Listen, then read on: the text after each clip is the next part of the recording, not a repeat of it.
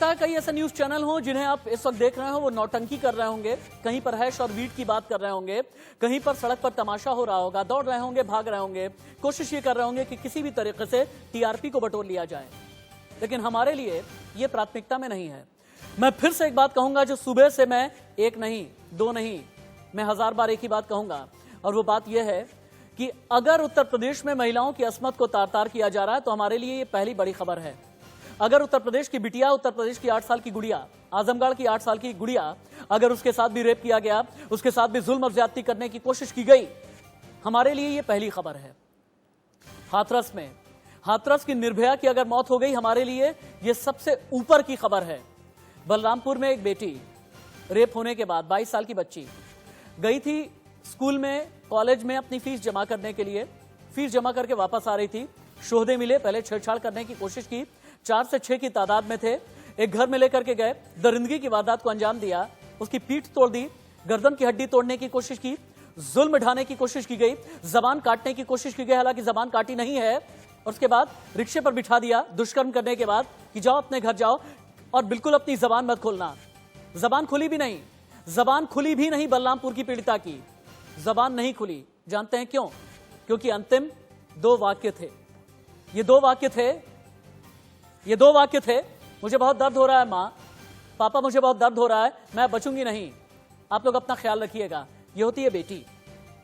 इसीलिए कहते हैं बेटी हमेशा ही अपने परिवार की होती है, अपने मां बाप की होती है। बेटी का ही सवाल है, अभी इन तस्वीरों को रखें क्योंकि मैं बेटी का ही सवाल करूंगा। और अगर उत्तर प्रदेश ही नहीं, देश की आधी आबादी के लिए सवाल है। हमें से और आप में से कितने लोग, जब निर्भया कांड हुआ था तो 2011 के दिसंबर में, याद है ना आपको, 2011 में, 2012 के दिसंबर में किस तरीके से हम लोग निकले थे, सड़क पर गए थे। सड़क पर जाने के बाद हमने कैंडल मार्च किया था, हमने आंदोलन किया था, न जाने कितने खबर नवीस आए थे, कई सोशल एक्टिविस्ट आए थे, महिला एक्टिविस्ट आई थी। लेकिन हम सभी से एक सवाल करेंगे, यूपी में महिलाओं की सुरक्षा की गारंटी कौन लेगा? हाथरस के बाद बलरामपुर, बुलंदशहर, मेरठ, बागपत, आजमगढ़, हर जगह का कमोबेश एक जैसा ही हाल है। हालांकि यूपी सरकार ये कहती है कि जितने बलात्कारी होंगे उनके पोस्टर लगा देंगे ताकि वो शर्मिंदा रहें। यूपी में सरकार ये कहती है कि बलात्कारियों को बख्शा नहीं जाएगा। यूपी में सरकार ये कहती है कि हम बिन विकल्प वाले संकल्प के हैं। यूपी में सरकार ये कहती है महिलाएं पूरी तरह से सुरक्षित रहेंगी। यूपी में सरकार ये कहती है महिलाओं की सुरक्षा के लिए ऑपरेशन मजनू चलाएंगे। यूपी में सरकार ये कहती है कि हम महिला बेटी को बचा करके रखेंगे क्योंकि ये हमारी अस्मत है। कुछ दिनों के बाद नवदुर्गा की पूजा करने के लिए हम और आप इकट्ठा होंगे। लेकिन याद रखिएगा, मेरे चारों तरफ की ये तस्वीरें हैं ना, ये सवाल कर रही हैं। सवाल क्यों कर रही हैं? मुझे एक बार इंफोग्राफिक स्टूडियो लेकर के चलें, टच पैनल स्टूडियो लेकर के चलें, वहां से यूपी की असली तस्वीर है। उसके बाद भारतीय जनता पार्टी के नेता शिवम त्यागी के पास मैं आऊंगा। यूपी में पहले अपराध की एक तस्वीर आप देखें। यह तस्वीर अपने आप में बहुत डरावनी है। परिवार ने जो आरोप लगाए ये तो आप देख रहे नहीं, मुझे डेटा चाहिए, मुझे यूपी के क्राइम का डेटा चाहिए, 2017 का, 2018 का, 2019 का, 2020 का, जहां पर हम ये कह पा रहे हैं कि यूपी में जुर्म कम नहीं है। एनसीआरबी का डेटा क्या कहता है? यूपी में अपराध के कुल मामले 5,85,157 औसत, और इनमें से देश में जो दर्ज मामले हैं ना, अपराध के मामले सबसे ज्यादा यूपी में आते हैं, 11.5%। और इसीलिए यूपी जवाब मांग रहा है। यूपी में कब वाकई में कहा जाएगा कि यूपी में दम है, यूपी उत्तम है? यूपी उत्तर मांग रहा है इन आंकड़ों के। जूम कीजिए ना, महाराष्ट्र, केरल, तमिलनाडु, मध्य प्रदेश, यूपी सबसे आगे है, 11.5%। जूम करें, यह काला धब्बा है, यह काला धब्बा है, लेकिन यह नाम काला धब्बा नहीं है। उत्तर प्रदेश से महान विभूतियां निकली हैं, उत्तर प्रदेश से सबसे ज्यादा प्रधानमंत्री निकले हैं, उत्तर प्रदेश में सांस्कृतिक राष्ट्रवाद की बात होती है। यूपी में बहुत बार रंग बदल करके भी राजनीति हो जाया करती है। कभी स्कूल के रंग बदल देते हैं, कभी मदरसे के बदलते हैं, कभी कई अनुष्ठानों के और संस्थानों के रंग बदले जाते हैं। लेकिन बावजूद इसके सवाल यही है, अगला चेंज ओवर करें, यूपी में जुर्म कम नहीं है। यूपी किस तरीके से अपराध प्रदेश है ये देखें आप। कुल अपराध देश में अगर होते हैं लगभग 51 लाख के आसपास, यूपी में अपराध होते हैं लगभग 6 लाख, यानी देश का 11.5% हिस्सा। हिंसक अपराधों की श्रेणी में भी यूपी में औसतन 65 लाख हर साल।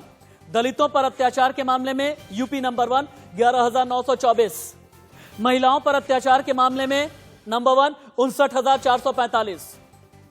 पूरे देश में अपराध 3,78,000 महिलाओं के प्रति, लेकिन यूपी में 59,445। जवाब कौन देगा? शिवम त्यागी को जवाब देना होगा। शिवम त्यागी नहीं है, वंदना पांडे हैं क्या? चलिए डॉक्टर वंदना पांडे के पास चलते हैं। डॉक्टर वंदना पांडे, आप राष्ट्रीय स्वयंसेवक संघ की नेत्री भी हैं, लेकिन उससे ज्यादा आप महिलाओं के लिए आवाज बुलंद करती रही हैं। आप एकेडमिशियन भी हैं, एक बेहतरीन टीचर भी हैं, लेकिन आज देश आपसे भी एक सवाल करेगा। आप संघ से जुड़ी हैं। संघ सांस्कृतिक राष्ट्रवाद की बात करता है। संघ नमस्ते सदा वत्सले मातृभूमि की बात करता है, और इसी मातृभूमि में मातृ शब्द है, यानी मां शब्द है। अगर मां का आंचल इस तरह से तार तार है, बहन की आबरू से इस तरह से खिलवाड़ यूपी में किया जा रहा है, जिम्मेदार कौन है? जवाबदेही किसकी तय होनी चाहिए? राशिद जी, मेरी आवाज पहुंच रही है आप तक? बिल्कुल पहुंच रही है, बुलंद आ रही है। मैं पहले तो मैं बता दूं कि राष्ट्रीय स्वयंसेवक संघ में कार्यकर्ता होते हैं, और हम उसके एक सामान्य से उस विचार और विचारधारा को आत्मसात करने वाले एक असामान्य से एक कार्यकर्ता कह सकते हैं स्वयं को। चलिए, आपने जो जी चलिए, मेरे ख्याल से डॉक्टर वंदना पांडे से संपर्क हो गया है। एक हाँ, बोले आप बोले। उस भारत की स्त्री जिसके लिए आपने कहा नमस्ते सदा वत्सले मातृभूमि, उस मातृभूमि की बेटी है, तो निश्चित रूप से इस पर कोई भी बचाव की गुंजाइश नहीं बनती है।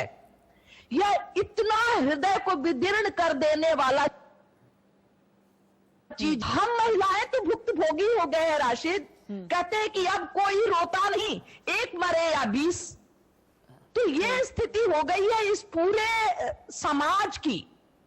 और चलिए, प्रश्न उठना चाहिए, शासन पर उठना चाहिए, पुलिस पर उठना चाहिए, लेकिन प्रश्न उससे पहले समाज और उसके संस्कार पर उठना चाहिए। हमने कौन से संस्कार दिए हैं कि हम पड़ोसी कहते थे कि रोटी और बेटी सांझी होती है? वो कौन से संस्कार हमने दिए हैं जिसमें हमने ये सिखा दिया कि पड़ोस की बेटी को उठाओ और उसका बलात्कार करो? यह कौन सा समाज हमने दिया है? क्या हमें आत्मचिंतन नहीं करना चाहिए? सरकार से प्रश्न पूछने से पहले हमें अपने संस्कारों की तरफ झांकना चाहिए कि हमने किस समाज का निर्माण किया है। चाहे हम नागरिक हो, चाहे हम माता पिता हो, चाहे हम व्यक्ति हो, पहली बात। दूसरी बात, अब चूंकि बात लॉ एंड ऑर्डर की है, तो प्रश्न जरूर उठेगा सरकार पर, प्रश्न जरूर उठेगा शासन व्यवस्था पर, और निश्चित रूप से इसके लिए कहते क्रूरतम सजा और क्रूरतम कठोर से कठोर दंडात्मक कार्रवाई की आवश्यकता है, या ऐसे वातावरण बनाया जाए। Doctor Vandana Pandey, I need you in my panel throughout the day. मैं चाहूंगा कि आज दिन भर आप मेरे साथ में रहे डॉक्टर वंदना पांडे, क्योंकि अच्छा लगा, एक बुलंद आवाज मेरे पैनल के साथ में जुड़ी है। वरना यहां पर तो शील्ड करने के लिए वेदभूषण है ही, शिवम त्यागी है ही। वेदभूषण जी आपके पास में मैं आऊंगा, लेकिन पुनीत शर्मा के पास में चलते हैं। अच्छा, हाथरस संवाददाता पीएन शर्मा मेरे साथ में है। पीएन शर्मा, कहा यह जा रहा है कि हाथरस का जो पूरा बॉर्डर है इसे ब्लॉक कर दिया गया है। अभी तक कितने नेता पहुंचे हैं? एसआईटी जांच चूंकि 7 दिन में रिपोर्ट देनी है, आज सुबह से लेकर के अभी तक एसआईटी ने क्या किया है?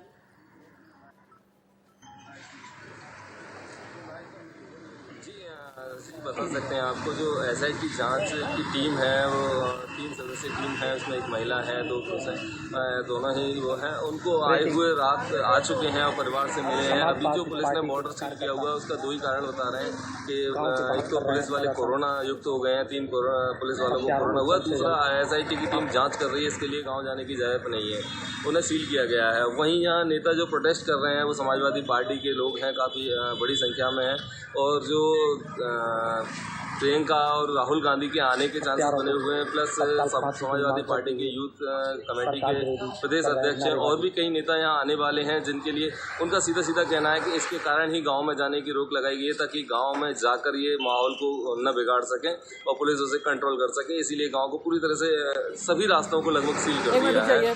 आप देख सकते हैं। एक मिनट रुक जाइए। हाँ, एक मिनट रुक जाएं, क्योंकि हाथरस पीड़िता की मौत कैसे हुई रिपोर्ट आ गई है और मेरे हाथ में ये रिपोर्ट है। ये रिपोर्ट क्या कहती है, एडिटोरियल टीम ठीक तरीके से सुने, चूंकि मैं ब्रेक पर जा रहा हूं। ब्रेक पर जाने से पहले इस रिपोर्ट की डिटेल आपको बता देता हूं कि इस रिपोर्ट में क्या है। पीड़िता की रिपोर्ट में गला दबाने से पीड़िता की मौत बताई गई है। एक, एसपी विक्रांत वीर ने बताया अभी पीड़िता का विसरा रिजर्व किया गया है। 2, अभी पुलिस रेप की धाराओं और हत्या की धाराओं में ही विवेचना कर रही है। ये खबरें हैं। डेथ समरी क्या है, ये मेरे हाथ में है, ये एक्सक्लूसिव। जूम करें, कैमरा जूम कीजिए, zoom the camera. Death summary है, आप देखें, Vardhman Mahavir Medical College, Safdarjung Hospital. Death summary मेरे हाथ में है, मैं इसे आगे बढ़ा रहा हूं और इसमें सर्वाइकल स्पाइन सर्जरी, यानी कि ये जो हिस्सा है, ये जो हिस्सा आता है ना, यहां पर थोड़ा जूम आउट कीजिए, जो हिस्सा मैं बता रहा हूं दिखाइए। जूम आउट कीजिए, कैमरा जूम आउट कीजिए, चलिए कैमरा जूम आउट कीजिए। हाँ, ये वाला जो हिस्सा होता है ना, यहां पर चोट बता रहा है। और इसके अलावा यह भी कहा जा रहा है कि जो शुरुआती तौर पर जो इलाज दिया गया, इसके बारे में भी यह रिपोर्ट बता रही है। और मेरी एडिटोरियल टीम ठीक तरीके से देखे जो मैं बता रहा हूं। पीड़िता की रिपोर्ट में गला दबाने से पीड़िता की मौत हुई है और इस रिपोर्ट में जो हिस्ट्री है इसके बारे में भी, हाँ, इसके बारे में भी यह बताया गया है। चेहरे पर, गर्दन पर, हाथ में बहुत ही ज्यादा चोट के निशान रहे हैं, यह भी बताया गया है। रिपोर्ट सबसे पहले इंडिया न्यूज दिखा रहा है। एक छोटे से ब्रेक के लिए हम रुक रहे हैं, इसी रिपोर्ट के साथ वापस लौटेंगे। मेरे सीनियर कोलीग यतेंद्र शर्मा को मेरे साथ में जोड़ा जाए, क्योंकि यतेंद्र शर्मा ने ही हम तक ये रिपोर्ट पहुंचाई है। आई रिपीट, मेरे सीनियर कोलीग यतेंद्र शर्मा को तुरंत ही लाइव जोड़ने की कोशिश करें, क्योंकि पोस्टमार्टम रिपोर्ट में क्या है, क्लिनिकल रिपोर्ट में क्या है,